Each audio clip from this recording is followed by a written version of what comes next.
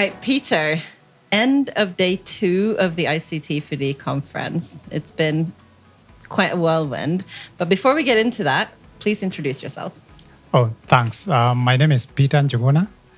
I've been working in the field of ICT4D for a while, working with an international organization for the last more than 15 years. And now I'm an independent ICT4D consultant. Excellent. And we used to be colleagues Yes, one time. A while ago. Yes, a while ago. Exactly. Yeah. But you've been around for some time, and the ICT4D conference is back in Kenya, in Nairobi, after 10 years, right? But you were here in 2016 when we organized it then here as well. What do you think has changed in the past 10 years? I think what has changed in the last 10 years is more to do with technology. Technology has evolved. We have new things out there that international organizations can use to leverage on in terms of making their work more efficient and increasing impact at the society level or beneficiaries level. So technology, yes, in a way has changed a bit to better and to ease of use. Is there something that hasn't changed? Yeah, I think the focus on the beneficiaries has not changed much. However much technology has changed, there is still a focus and insisting on considering users or beneficiaries or the communities that are served by development practitioners. So like designing with the user, involving them, that has consistently gone on, even with the emergence and more use of AI in international development. Users still at the center of the game. Excellent. Yes, people at the center. So it's been 2 days of conferencing. You know, we see what people talk about on stage, but what are people talking about in the hallways, over coffee, over lunch? What are some of the themes that you're hearing?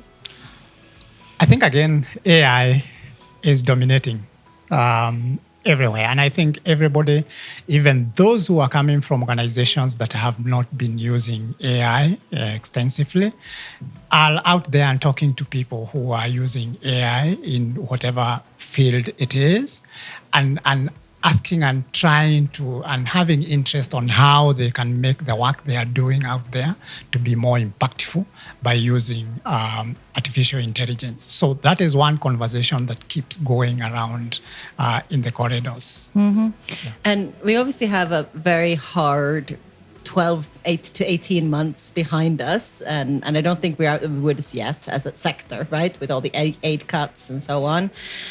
How have you seen that in your work in terms of how the aid cuts have impacted your work and our sector more broadly? I think one of the things that the aid cut has affected in development work is scope. I think most of the organizations in developing countries, and in Kenya in particular, have tried as much as possible. While cutting scope of what they are doing, they have tried as much as possible to remain with the focus of the society that they were serving and not to cut things off completely. So reducing probably scope, but continuing with the work that they have been doing. So it's rarely that we have seen a majority of shutdown, but they are still continuing and that passion to serve the communities and trying for alternatives and tightening the taps of how they use their little budget that is available.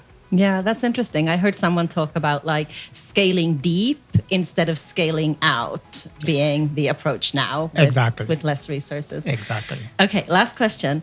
Is there something that you've heard that's like really surprised you? You've been like, whoa, like that is a super cool idea, or that's really taken you aback? I think one of the things that when I was coming here, I didn't expect to hear much about. Okay, one of the things is that I've seen people who have been in this field still on and continuing, but I've also seen new people I've not seen in the field of technology and international development. So that is very interesting because it shows a bit of continuity There are new faces, new ideas, and old people who have been there in the field. In terms of something not that I didn't expect it, but I didn't think that it will have that big focus, is like during the opening session on the future of digital development, the issue of thinking about, like I mentioned, the users, the beneficiaries. And that was one of my very most practical sessions that I had at the beginning of the conference.